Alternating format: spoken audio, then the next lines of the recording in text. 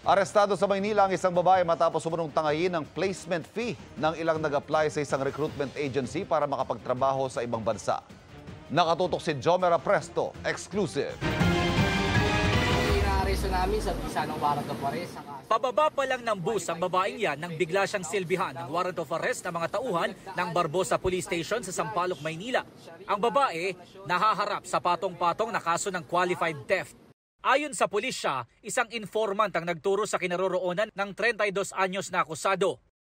Ito daw, nasa Apari, pauwi ng Maynila. So, yung sabi ng informant natin, sasakay sa Lawag.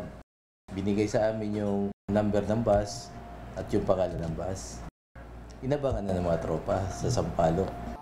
Sa investigasyon ng pulisya, dating tauhan sa isang recruitment agency sa Paco, Maynila ang babae na kinilala sa alias na Reyna.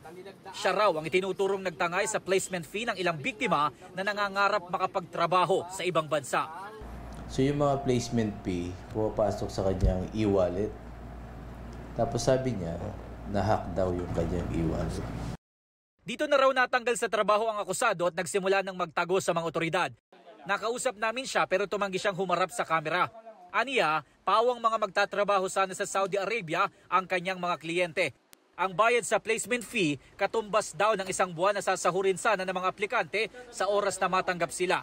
Sinabi naman ng Manila Police District o MPD, bukas ang kanilang tanggapan para sa mga tao na posibleng nabiktima rin ni alias Reyna. Mananatili muna sa Barbosa Police Station ang akusado habang hinihintay ang commitment order ng korte.